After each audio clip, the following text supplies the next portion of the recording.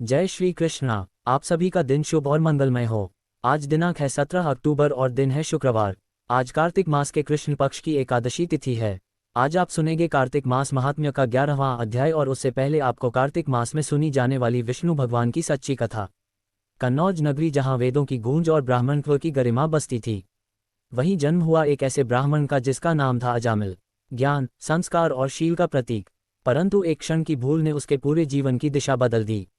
जिसने कभी अधर्म का नाम तक नहीं लिया वही पाप के मार्ग पर चला गया और बन गया अपने ही कर्मों का कैदी। लेकिन कहते हैं भगवान का नाम अमोघ है। जब पाप की गहराइयों में डूबा अजामिल अंत समय में नारायण कहकर पुकारता है तो वही नाम उसे मृत्यु के मुख से निकालकर मोक्ष के मार्ग पर ले जाता है।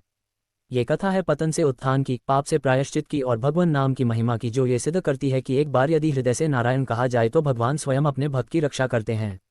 आइए सुनते सबसे पहले श्रवण करते हैं भक्त अजामिल की दिव्य कथा। कन्नौज में एक ब्राह्मण रहता था। उसका नाम अजामिल था। यह अजामिल बड़ा शास्त्रज्ञ था। शील, सदाचार और सद्गुणों का तो एक खजाना ही था। ब्रह्मचारी, विनय, जितेंद्रिय, सत्यनिष्ठ, मंत्रवेता और पवित्र भी था। इसने गुरु, संत, महात्माओं सबकी सेवा की थी। एक बार अपने पिता के आदेशानुसार वन में गया और वहां से फल, फूल, समधा तथा कुछ लेकर घर के लिए लौटा। लौटते समय इसने देखा कि एक व्यक्ति मदिरा पीकर किसी वेश्या के साथ विहार कर रहा है। वेश्या भी शराब पीकर मतवाली हो रही है। अजामिल ने पाप किया नहीं, केवल आंखों से देखा और काम के वश हो गया। अजामिल ने अपने मन को रोकने की बहुत कोशिश की लेकिन नाकाम रहा। अब यह मन ही मन उसी वेश्या का चिंतन करने लगा और अपने धर्म से विमुख हो गया। अजामिल सुंदर सुंदर वस्त्र, आभूषण आदि वस्तुएं जिनसे वह प्रसन्न होती ले आता। यहाँ तक कि इसने अपने पिता की सारी संपत्ति देकर भी उसी कुलटा को रिझाया। ये ब्राह्मण उसी प्रकार की चेष्टा करता जिससे वह वेश्या प्रसन्न हो। इस वेश्या के चक्कर में इसने अपने कुलीन, नवयुवती और विवाहिता पत्नी तक का परित्याग कर दिया और उस वेश्या के साथ रहने लगा। इसने बहुत दिनों तक वेश्या के मल समान अपवित्र अन्न से अपना जीवन व्यतीत किया और अपना सारा जीवन ही पापमय कर लिया। ये कुबुद्धि न्याय से अन्याय से जैसे भी जहाँ कहीं भी धन मिलता वहीं से उठा लाता और उस वेश्या के बड़े कुटुंब का पालन करने में ही यह व्यस्त रहता। चोरी से, जुए से और धोखाधड़ी से अपने परिवार का पेट पालता था। एक बार कुछ संत इसके गांव में आए। गांव के बाहर संतों ने कुछ लोगों से पूछा कि भैया किसी ब्राह्मण का घर बताइए, हमें वहां पर रात गुजारनी है। इन लोगों ने संतों के साथ मजाक किया और कहा, संतों, हमारे गांव में तो एक ही श्रेष्ठ ब्राह्मण है जिसका नाम है अजामिल, और इतना बड़ा भगवान का भक्त है कि गांव के अंदर नहीं रहता, गांव के बाहर ही रहता है। अब संत जन अजामिल के घर पहुंचे और दरवाजा खटखटाया। भक्त अजामिल, दरवाजा खोलो। जैसे ही अजामिल ने आज दरवाजा खोला तो संतों के दर्शन करते ही मानो आज अपने पुराने अच्छे कर्म उसे याद आ गए। संतों ने कहा कि भैया रात बहुत हो गई है, आप हमारे लिए भोजन और सोने का प्रबंध कीजिए। अजामिल ने सुंदर भोजन तैयार करवाया और संतों को करवाया। जब अजामिल ने संतों से सोने के लिए कहा तो संत कहते हैं, भैया हम प्रतिदिन सोने से पहले कीर्तन करते हैं, यदि आपको समस्या ना हो तो हम कीर्तन कर लें। अजामिल ने कहा, आप ही का घर है महाराज, जो दिल में आए सो करो। संतों ने सुंदर कीर्तन प्रारंभ किया और उस कीर्तन में अजामिल बैठा। सारी रात कीर्तन चला और अजामिल की आंखों से खूब आंसू गिरे, मानो आज आंखों से आंसू नहीं पाप धुल गए हैं। सारी रात भगवान का नाम लिया। जब सुबह हुई संतजन चलने लगे तो अजामिल ने कहा, महात्माओं मुझे क्षमा कर दीजिए, मैं कोई भक्तवक्त नहीं हूँ, मैं तो एक महापापी हूँ। मैं वैश्या के साथ रहता हूँ और मुझे गांव से बाहर निकाल दिया गया है। केवल आपकी सेवा के लिए मैंने आपको भोजन करवाया, नहीं तो मुझसे बड़ा पापी कोई नहीं है। संतों ने कहा, अरे अजामिल, तूने यह बात हमें कल क्यों नहीं बताई, हम तेरे घर में रुकते ही नहीं। अब तूने हमें आश्रय दिया है तो चिंता मत कर। ये बता तेरे घर में कितने बालक हैं। अजामिल ने बता दिया कि महाराज 9 बच्चे हैं और अभी यह गर्भवती है। संतों ने कहा कि इस बार जो तेरे संतान होंगी वह तेरे पुत्र होगा और तू उसका नाम नारायण रखना, जा तेरा कल्याण हो जाएगा। संतजन आशीर्वाद देकर चले गए। समय बीता, उसके पुत्र हुआ, नाम रखा नारायण। अजामिल अपने पुत्र नारायण में बहुत आसक्त था। अजामिल ने अपना संपूर्ण हृदय अपने बच्चे नारायण को सौंप दिया था। हर समय अजामिल कहता था, नारायण भोजन कर लो, नारायण पानी पी लो, नारायण तुम्हारा खेलने का समय है, तुम खेल लो। हर समय नारायण नारायण करता था। इस तरह 88 वर्ष बीत गए। वह अतिशय मूढ़ हो गया था। उसे इस बात का पता ही ना चला कि मृत्यु मेरे सिर पर आ पहुंची है। अब वह अपने पुत्र बालक नारायण के संबंध में ही सोचने विचारने लगा। इतने में ही अजामिल ने देखा कि उसे ले जाने के लिए यमराज के दूत आए हैं और वह नारायण नारायण पुकारने लगा। भगवान के पार्षदों ने देखा कि यह मरते समय हमारे स्वामी भगवान नारायण का नाम ले रहा है, उनके नाम का कीर्तन कर रहा है। अतः वे बड़े वेग से झटपट वहां आ पहुंचे। उस समय यमराज के दूत दासीपति अजामिल के शरीर में से उसके सूक्ष्म शरीर को खींच रहे थे। विष्णु दूतों ने बलपूर्वक रोक दिया। उनके रोकने पर यमराज के दूतों ने उनसे कहा, अरे धर्मराज की आज्ञा का निषेध करने वाले तुम लोग हो कौन? तुम किसके दूत हो, कहाँ से आए हो और इसे ले जाने से हमें क्यों रोक रहे हो? जब यमदूतों ने इस प्रकार कहा तब भगवान नारायण के आज्ञाकारी पार्षदों ने हंसकर कहा, यमदूतों यदि तुम लोग सचमुच धर्मराज के आज्ञाकारी हो तो हमें धर्म का लक्षण और धर्म का तत्व सुनाओ। दंड का पात्र कौन कौन है? यमदूतों ने कहा, वेदों ने जिन कर्मों का विधान किया है वे धर्म है और जिनका निषेध किया है वे अधर्म है। वेद स्वयं भगवान के स्वरूप हैं। वे उनके स्वाभाविक श्वास प्रश्वास एवं स्वयं प्रकाश ज्ञान है, ऐसा हमने सुना है। पाप कर्म करने वाले सभी मनुष्य अपने अपने कर्मों के अनुसार दंडनीय होते हैं। भगवान श्री हरि विष्णु जी के पार्षदों ने कहा, यमदूतों ये बड़े आश्चर्य और खेद की बात है कि धर्मजों की सभा में अधर्म प्रवेश कर रहा है, क्योंकि वहां निरपराध और अदंडनीय व्यक्तियों को व्यर्थ ही दंड दिया जाता है। यमदूतों, इसने कोटि कोटि जन्मों की पाप राशि का पूरा पूरा प्रायश्चित कर लिया है, क्योंकि इसने विवश होकर ही सही भगवान के परम कल्याणमय मोक्षप्रद नाम का उच्चारण तो किया है। जिस समय इसने नारायण इन 4 अक्षरों का उच्चारण किया उसी समय केवल उतने से ही इस पापी के समस्त पापों का प्रायश्चित हो गया। चोर, शराबी, मित्रद्रोही, ब्रह्मघाती, गुरुपत्नी गामी ऐसे लोगों का संसेगी, स्त्री, राजा, पिता और गाय को मारने वाला चाहे जैसा और चाहे जितना बड़ा पापी हो सभी के लिए यही इतना ही सबसे बड़ा प्रायश्चित है कि भगवान के नामों का जाप किया जाए, क्योंकि भगवत नामों के उच्चारण से मनुष्य की बुद्धि भगवान के गुण, लीला और स्वरूप में रम जाती है और स्वयं भगवान की उसके प्रति आत्मीय बुद्धि हो जाती है। तुम लोग अजामिल को मत ले जाओ, इसने सारे पापों का प्रायश्चित कर लिया है, क्योंकि इसने मरते समय भगवान के नाम का उच्चारण किया है। इस प्रकार भगवान के पार्षदों ने भागवत धर्म का पूरा पूरा निर्णय सुना दिया और अजामिल को यमदूतों के पाश से छुड़ाकर मृत्यु के मुख से बचा लिया। भगवान की महिमा सुनने से अजामिल के हृदय में शीघ्र ही भक्ति का उदय हो गया। अब वह अपने पापों को याद करके बड़ा पश्चाताप करने लगा। अजामिल मन ही मन सोचने लगा, अरे मैं कैसा इंद्रियों का दास हूँ, मैंने एक दासी के गर्भ से पुत्र उत्पन्न करके अपना ब्राह्मणत्व नष्ट कर दिया। ये बड़े दुख की बात है, धिक्कार है, मुझे बार बार धिक्कार है। मैं संतों के द्वारा निंदित हूँ, पाप आत्मा हूँ, मैंने अपने कुल में कलंक का टीका लगा दिया। मेरे माँ बाप बूढ़े और तपस्वी थे, मैंने उनका भी परित्याग कर दिया। मैं कितना कृतज्ञ हूँ, मैं अब अवश्य ही अत्यंत भयावने नरक में गिरूंगा, जिसमें गिरकर धर्मघाती पापात्मा कामी पुरुष अनेकों प्रकार की यम यातना भोगते हैं। कहाँ तो मैं महाकपटी पापी निर्ज और ब्रह्म तेज को नष्ट करने वाला, तथा कहाँ भगवान का वह परम मंगलमय नारायण नाम सचमुच में तो कृतार्थ हो गया। अब मैं अपने मन, इंद्रियों और प्राणों को वश में करके ऐसा प्रयत्न करूंगा कि फिर अपने को घोर अंधकार में नरक में ना डालूं। मैंने यमदूतों से डर के अपने पुत्र नारायण को पुकारा और भगवान के पार्षद प्रकट हो गए। यदि मैं वास्तव में नारायण को पुकारता तो क्या आज श्री नारायण मेरे सामने प्रकट नहीं हो जाते? अब अजामिल के चित्त में संसार के प्रति तीव्र वैराग्य हो गया। वे सबसे संबंध और मोह को छोड़कर हरिद्वार चले गए। उस देव स्थान में जाकर वे भगवान के मंदिर में आसन पर बैठ गए और उन्होंने योग मार्ग का आश्रय लेकर अपनी सारी इंद्रियों को अन्य विषयों से हटाकर मन भगवान श्री हरि विष्णु में लीन कर लिया और मन को बुद्धि में मिला दिया। इसके बाद आत्मचिंतन के द्वारा उन्होंने बुद्धि को विषयों से पृथक कर लिया तथा भगवान के धाम अनुभव स्वरूप परब्रह्म में जोड़ डाल दिया। इस प्रकार जब अजामिल की बुद्धि त्रिगुणमयी प्रकृति से ऊपर उठकर भगवान के स्वरूप में स्थित हो गई, तब उन्होंने देखा कि उनके सामने वे ही 4 पार्षद जिन्हें उन्होंने पहले देखा था खड़े हैं। अजामिल ने सिर झुकाकर उन्हें नमस्कार किया। उनका दर्शन पाने के बाद उन्होंने उस तीर्थ स्थान में गंगा के तट पर अपना शरीर त्याग दिया और तत्काल भगवान के पार्षदों का स्वरूप प्राप्त कर दिया। अजामिल भगवान के पार्षदों के साथ स्वर्णमय विमान पर आरूढ़ होकर आकाश मार्ग से भगवान लक्ष्मीपति के निवास स्थान वैकुंठ को चले गए। एक बार प्रेम से बोलिए श्री लक्ष्मीनारायण भगवान की जय। अब आइए श्रवण करते हैं आज का अध्याय। इतनी कथा भक्ति भावपूर्वक सुनने के बाद महाराज पृथ्वी ने नारद जी से निवेदन किया, है देवर्षि आप सर्वज्ञाता हैं और मैं अज्ञानी, अब आप कृपा करके संतान वृद्ध तथा सुख संपत्ति देने वाली महाविद्या महामाया महामेघा महास्मृति महामोहा महादेवी महाईश्वरी तथा सवे ईश्वरी अहोई देवी की उत्पत्ति तथा इनका व्रत कब और कैसे किया जाता है इस बारे में हमें विस्तार पूर्वक बतलाए। महाराज पृथु द्वारा इस प्रकार प्रार्थना किए जाने पर नारद जी एक प्राचीन कथा सुनाते हुए बोले, हे राजन, एक समय कलिकाल में बड़ा भारी दुर्भिक्ष, बड़ा भीषण अकाल और महामारी फैलने से अनेक व्यक्तियों की अकाल मृत्यु हुई। तब सब लोग इस विपत्ति से छुटकारा पाने का उपाय सोचने लगे। अंत में निश्चय करके कार्तिक कृष्णा सप्तमी को सबने व्रत रखा। व्रत के प्रभाव से सायंकाल चामुंडा देवी हाथ में नरमुंडा डाली प्रकट होकर कहने लगी, मैं रुद्र सहित विहार करने के लिए यहाँ आई हूँ, परंतु समस्त संसार में पाप छाया हुआ है। ब्राह्मण वेदहीन, क्षत्रिय सामर्थ्यहीन तथा वैश्य और शूद्र धर्महीन हो गए हैं। स्त्रियों ने पतिव्रत धर्म छोड़ा दिया है, इसलिए सभी लोगों को अहोई का व्रत करना चाहिए। कार्तिक कृष्ण सप्तमी तथा अष्टमी को केवल रोगियों को छोड़कर शेष सभी स्त्री पुरुष सारे दिन भोजन न करके सायकाल अहोई देवी का पूजन करें। अहोई देवी मेरा ही नाम है, अतः सभी व्यक्ति अहोई पूजन को मेरा ही पूजन मानकर भक्ति भाव से करें। अहोई अष्टमी पूजन का विधान बताते हुए चामुंडा देवी ने कहा, सभी व्यक्ति अपने घरों को गोबर और मिट्टी से लीपकर साफ करें। फिर काला, पीला, हरा तथा लाल इन 4 रंगों के द्वार पर मेरी मूर्ति बनाएं और स्वादिष्ट पकवान बनाकर मेरी पूजा करें।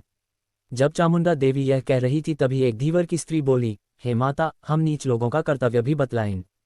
तब देवी ने कहा, तुम लोग भी मेरे भक्त हो, सो सब लोग मेरा पूजन करके तुम्हारी संतानों को पूजेंगे, तभी उनकी पूजा सफल होगी। मेरी पूजा के बाद कुम्हारिन तथा मालिन की भी पूजा होगी। इतना कहकर देवी अंतर्ध्य हो गई। सभी व्यक्तियों ने चामुंडा देवी के कथनानुसार व्रत और पूजन किया तो सबके संकट दूर हो गए और सारा संसार सुखपूर्वक रहने लगा। अहोई अष्टमी की कथा सुनने के पश्चात राजा पृथ्वी ने नारद जी से पूछा, हे ऋषिवर, महीनों में कार्तिक और तिथियों में एकादशी को सर्वश्रेष्ठ क्यों माना गया है? कृपा करके बतलाए। तब नारद जी ने कहा, हे राजन, एक बार यही प्रश्न सत्यभामा जी ने भगवान श्री कृष्ण से पूछा था। भगवान श्री कृष्ण ने जो उत्तर सत्यभामा को दिया था वही मैं तुमसे कहता हूँ, ध्यानपूर्वक सुनिए। एक समय सत्यभामा जी ने श्री कृष्ण जी से पूछा, हे प्राणनाथ, जब सभी मास और तिथियां बराबर हैं तब कार्तिक मास और एकादशी तिथि क्यों सर्वोत्तम मानी गई है? तब श्री कृष्ण जी ने कहा, हे प्रिय, शंख नामक एक दैत्य समुद्र का पुत्र था। वह दैत्य इतना बलवान था कि उसने इंद्रादि देवताओं को स्वर्ग से निकालकर उनका स्थान स्वयं ले लिया।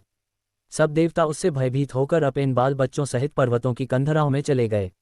वह दैत्य सोचने लगा कि मैंने देवताओं का स्थान तो ले लिया लेकिन वे जीते नहीं गए हैं। ऐसा प्रतीत होता है कि देवता वेद मंत्रों से बलशाली हैं, अतः मुझे मंत्रों सहित वेदों का हरण कर लेना चाहिए। जब उसने ऐसा विचार किया तो वेद डर के मारे समुद्र में जाकर छिप गए। ब्रह्मा आदि सब देवताओं ने संसार को वेद विहीन देखा तो सभी देवी देवता भगवान विष्णु की शरण में गए। शैशया पर भगवान को निंद्रा मग्न देखकर सभी देवता उन्हें जगाने के लिए स्तुतियां, पुतिया, भजन, कीर्तन और गायन, वादन आदि क्रियाएं करने लगे। भगवान श्री विष्णु के जाग जाने पर सभी देवताओं ने आवाहन, आसन, पाद्य, अर्घ्य, आचमन, स्नान, वस्त्र, यज्ञोपित, चंदन, पुष्प, धूप, दीप, नैवेद्य, तांबूल अर्थात पान, प्रदक्षिणा तथा नमस्कार द्वारा भगवान विष्णु का षोडशोपचार पूजन किया। तब विष्णु भगवान प्रसन्न होकर देवताओं से कहने लगे, हे देवताओं, मैं तुमसे प्रसन्न हूँ। अतशंख आदि दैत्यों को मारकर मैं 4 वैश्यों को शीघ्र ही ले आऊंगा। परंतु आज से वेद बीज मंत्रों सहित कार्तिक मास में जल में निवास करेंगे। अतः कार्तिक के महीने में जो कोई जल में स्नान करेगा उसको यज्ञ करने समान फल प्राप्त होगा और उसके समस्त विघ्न दूर हो जाएंगे। हे देवताओं, आज एकादशी के दिन आप सब ने मुझे जगाया है, इसलिए सब तिथियों में एकादशी की मान्यता अधिक होगी। वस्तुतः कार्तिक तथा एकादशी का व्रत मुझे अत्यंत प्रिय है। आगे की कथा सुनाते हुए नारद जी ने कहा, हे राजन, इतना कहकर भगवान मत अर्थात मछली का रूप धारण करके विंध्याचल में निवास कर रहे महर्षि कश्यप जी की अंजलि में आ गए। कश्यप जी ने उनको कमंडल में डाल दिया। जब कमंडल भर गया तो मत्स्य रूपधारी भगवान कहने लगे कि हमको कोई बड़ा स्थान दो। तब कश्यप जी ने घट सिखा दिया।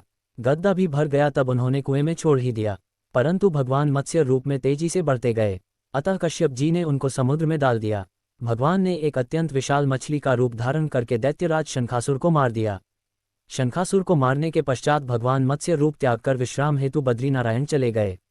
बद्रीनारायण में भगवान ने देवताओं से कहा, हमने शंखासुर को मार दिया है। अतः ऋषि और मुनि जाकर समुद्र के अंदर से वेखांदों को ढूंढकर हिलाए। तब तक देवताओं सहित प्रयाग में मेरा निवास रहेगा। तब ऋषियों ने अपने तपोबल द्वारा समुद्र में से वेदिंदों के 6 अंगों छंद, व्याकरण, कोश, वैदिक, ज्योतिष, स्मृति को ढूंढ गौर निकाला। जिस वेद का जो भाग जिस ऋषि को मिला तब से वह भाग उसी ऋषि का माना जाता है। इसके बाद समस्त ऋषि ब्रह्मादि देवताओं सहित प्रयाग आए और उन्होंने वहां पर अश्वमेध यज्ञ किया। इसीलिए प्रयाग को तीर्थ का राजा कहा जाता है। प्रयागराज में स्नान, दान तथा यज्ञादि करने वालों के जन्म जन्मांतर के पाप समूह नष्ट हो जाते हैं और वे मोक्ष के अधिकारी बन जाते हैं, इसमें संदेह नहीं। इससे आगे का वृतांत आप सभी अगले अध्याय में सुनिएगा। अब सुनिए कार्तिक मास में नित्य नियम से सुनी जाने वाली सीता नित्य नेम की कथा। इस कहानी को सीता माता कहती थी और प्रभु श्री राम सुना करते थे। एक दिन श्री राम भगवान को किसी काम के लिए बाहर जाना पड़ा तो सीता माता कहने लगी कि भगवान, मेरा तो 12 वर्ष का नित्य नेम है, अब आप बाहर जाएंगे तो मैं अपनी कहानी किसे सुनाऊंगी। तब भगवान श्री राम ने कहा कि सीते, आप कुएं की पाल पर जाकर बैठ जाना और वहां पर जो भी औरतें पानी भरने आएंगी उन्हें अपनी कहानी सुना दिया करना। सीता माता कुएं की पाल पर जाकर बैठ गई। तभी एक स्त्री आई। उसने रेशम की जरी की साड़ी पहन रखी थी और सोने का गद्दा ले रखा था। सीता माता उसे देखकर कहने लगी, बहन, मेरा 12 वर्ष का नित्य नेम सुन लो। पर वह स्त्री बोली कि मैं तुम्हारा नित्य नेम सुनूंगी तो मुझे तो घर जाने में देर हो जाएगी और मेरी सास मुझसे जगधा करेगी। इसीलिए उसने कहानी नहीं सुनी और अपने घर चली गई। लेकिन उसके घर जाते ही उसकी रेशम जरी की साड़ी फट गई और सोने का गद्दा मिट्टी के गद्दे में बदल गया। सासू ने देखा तो पूछा, अरे बहू, ये किसका दोष अपने सिर लेकर आ गई है? बहू बोली, माँ जी, कुएं पर एक औरत बैठी थी, उसने अपनी कहानी सुनने के लिए कहा लेकिन मैंने नहीं सुनी, शायद उसी का ये फल मुझे मिला है। बहू की बात सुनकर अगले दिन वही साधी और वही गद्दा लेकर सास कुएं की पाल पर गई। सास को वहीं पर सीता माता बैठी मिली तो माता सीता ने कहा, बहन मेरी कहानी सुन लीजिए। सास बोली, एक बार छोड़ो, मैं तो 4 बार कहानी सुन लूंगी। तब सीता माता बोली, राम आए, लक्ष्मण आए, देश के पुजारी आए, नित्य नेम का नेम लाए, आओ राम बैठो राम। तपी रसोई जीमो राम, माखन मिश्री खाओ राम, दूध बताशा पियो राम, सूत के पल का मोठो राम, शाल दुशाला पठो राम, शाल दुशाला ओढ़ो राम, जब बोलूं राम ही राम, राम सवारे सबके काम, खाली घर भंडार भरेंगे, सबका बेड़ा पार करेंगे, श्री राम जय जय राम। सासू बोली, बहन कहाँ, कहानी तो बहुत अच्छी लगी। फिर कहानी सुनकर सासू घर चली गई और उसकी शादी फिर से रेशम जरी की बन गई। मिट्टी का गद्दा भी फिर वापस से सोने के गद्दे में बदल गया। बहू ने देखा तो कहने लगी, सासू माँ आपने ये सब कैसे किया। सासू बोली, बहू तू दोष लगा कर आई थी और मैं अब दोष उतार कर आ रही हूँ। बहू ने पूछा कि माँ जी वह कुएं वाली स्त्री कौन है। सासू ने बताया कि वह तो सीता माता थी। वह पुराने से नया कर देती है और खाली घर में भंडार भर देती है। वह लक्ष्मी जी का वास घर में कर देती है और मनुष्य की जो भी इच्छा हो उसे पूर्ण कर देती है। बहू बोली, माँ जी फिर तो ऐसी कहानी मुझे भी सुना दो। सास बोली कि ठीक है, तुम भी सुनो। फिर सास ने कहानी शुरू की।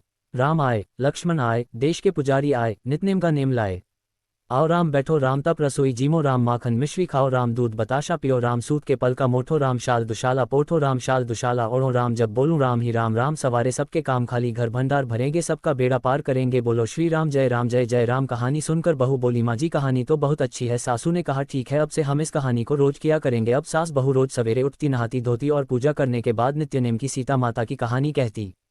एक दिन की बात है, उनके यहाँ पड़ोस की एक औरत आए और बोली कि बहन जरा सी आंच तो देना। तो बहू बोली कि आंच तो अभी हमने जलाई ही नहीं।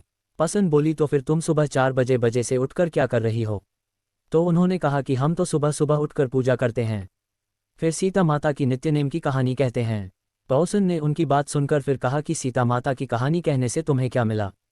तब वे दोनों बोली कि सीता माता की कहानी कहने से घर में भंडार भर जाते हैं, सारे काम पूर्ण हो जाते हैं, मन की इच्छा भी पूरी होती है। पड़ोसन ने कहा, बहन अगर ऐसा है तब तो फिर मुझे भी कहानी सुना दो। तब बहू बोली कि ठीक है, तुम भी यह कहानी सुन लो। राम आए, लक्ष्मण आए, देश के पुजारी आए, नित्य नेम का नेम लाए, आओ राम बैठो राम, तप रसोई जीमो राम, माखन मिश्री खाओ राम, दूध बताशा पियो राम, सूत के पल का मोठो राम, शाल दुशाला पोठो राम, शाल दुशाला और हो राम, जब बोलूं राम ही राम, राम सवारे सबके काम, खाली घर भंडार भरेंगे, सबका बेड़ पार करेंगे, श्री राम जय राम। पड़ोसन ने इस कहानी को सुना तो कहने लगी, बहन कहानी तो बहुत अच्छी लगी। अब वह पड़ोसन भी नित्यनेम सीता माता की कहानी कहने लगी। कहानी कहने से सीता माता ने पड़ोसन के भी धन के भंडार भर दिए। देखते ही देखते अब तो पूरे मोहल्ले में नित्यनेम की कथा चल पड़ और हर किसी की मनोकामना पूर्ण होने लगी। हे सीता माता, जैसे आपने उन सभी के भंडार भरे वैसे ही हमारे भी भरना। कहानी कहने वाले, सुनने वाले और हुनकार भरने वाले सबके भरना। सभी प्रेम से बोलिए सीता मैया की जय। अब सुनिए कार्तिक मास में सुनी जाने वाली किद्दी नगरी की कहानी। एक गांव में एक बुढ़िया माई रहती थी। उसके 2 बेटे तथा बहू में थी। बुढ़िया माई भगवान श्री हरि विष्णु की परम भक्त थी। अपना जीवन दान, धर्म, पुण्य कामों में लगाती थी। परंतु बुढ़िया माई कभी भी मंदिर और सत्संग में व तीर्थ स्थानों पर नहीं जाती थी। एक बार गांव में भागवत कथा हो रही थी। बेटे ने कहा, माँ आप सारा दिन घर में रहती है, आप मंदिर में भागवत कथा सुनने क्यों नहीं जाती। बुढ़िया माई ने बेटे का मन रखने के लिए कह दिया कि आज जाऊंगी, परंतु नहीं गई। ऐसा करते करते 6 दिन निकल गए।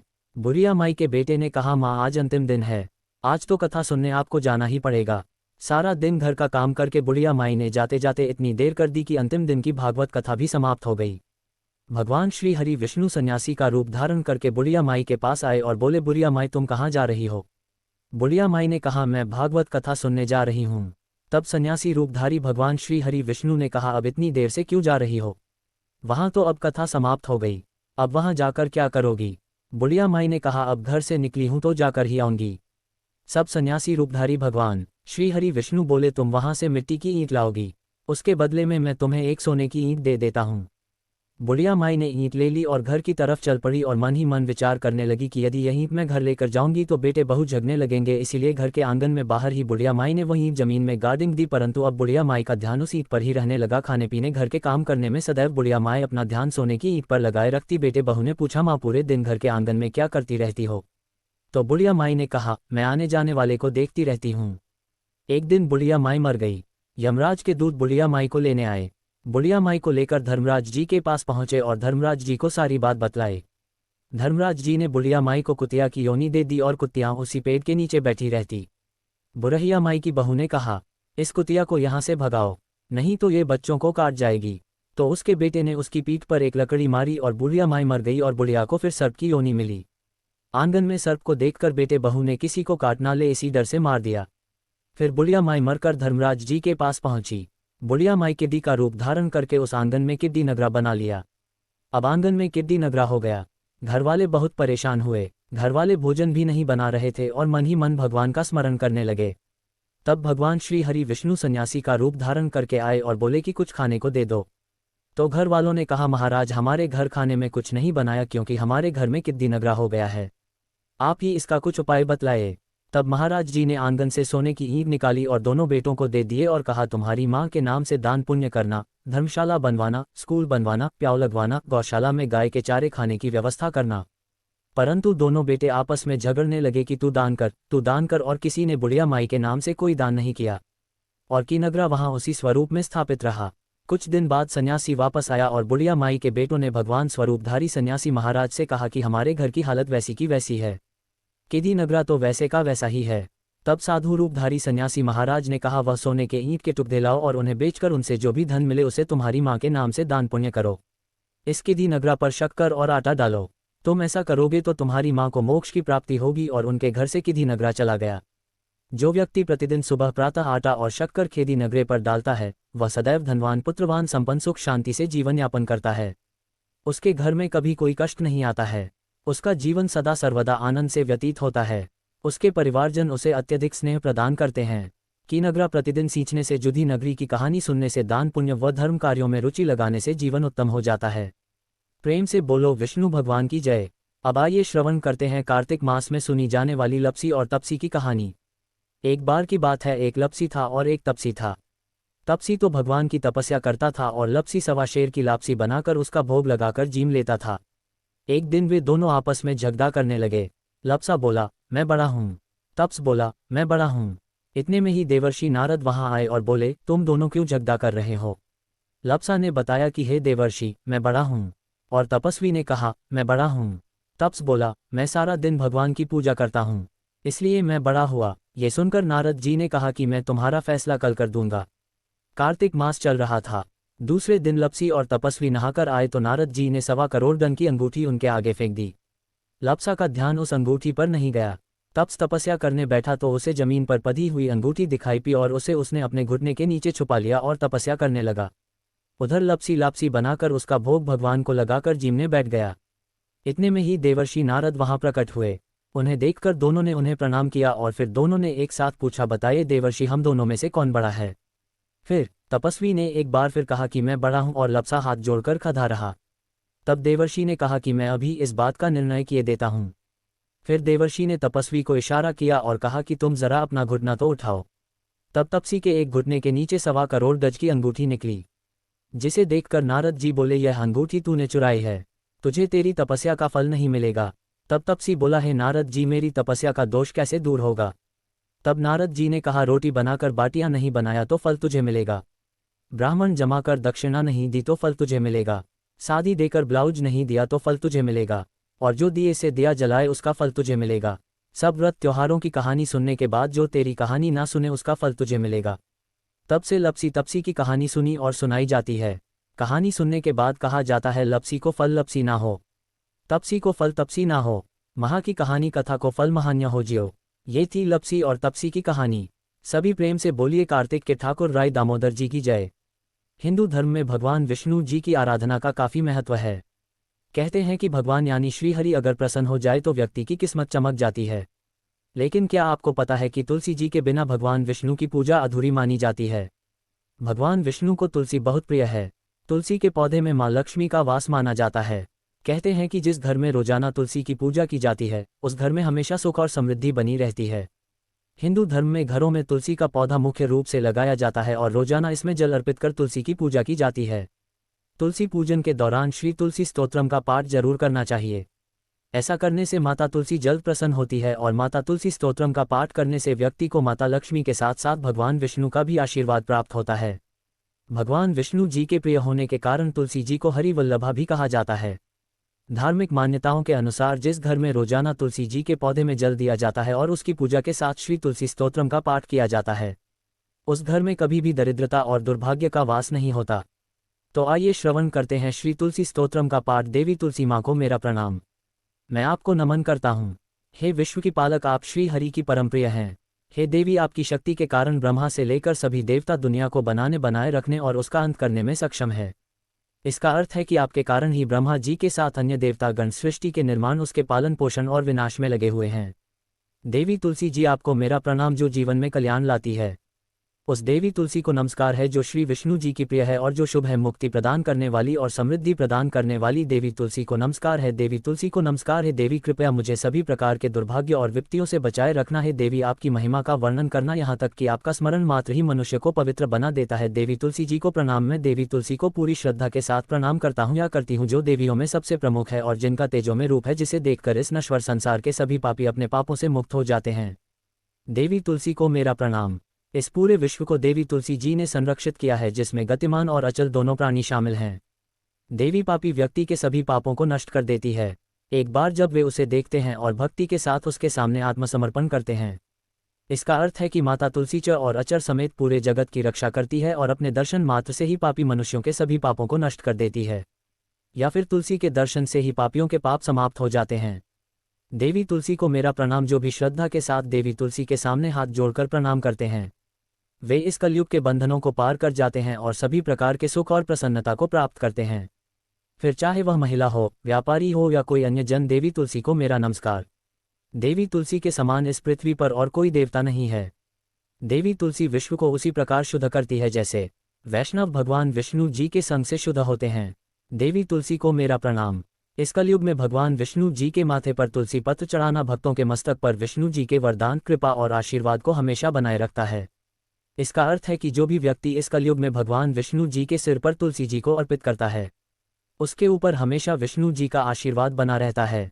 तुलसी देवी को नमस्कार। तुलसी में हमेशा सभी देवताओं का निवास रहता है, इसीलिए इस संसार में तुलसी जी की पूजा करना सभी देवताओं की पूजा के समान है। इसका अर्थ है कि तुलसी की पूजा से सभी देवों की पूजा संपन्न हो जाती है। देवी तुलसी को मेरा नमस्कार, जो सब कुछ जानने वाली है और भगवान विष्णु जी की प्रिय है। हे देवी, आप अपने भक्तों को सभी प्रकार की समृद्धि प्रदान करती हैं। देवी कृपया मुझे सभी प्रकार के पापों से बचाएं। देवी तुलसी जी को नमस्कार। पहले के समय में ये भजन बुद्धिमान पुंडरीक के द्वारा हर रोज भगवान विष्णु जी की पूजा करते हुए और उन्हें तुलसी के पत्तों से अलंकृत करते हुए गाया जाता था। देवी तुलसी जी को नमस्कार, जिनके 16 नाम हैं।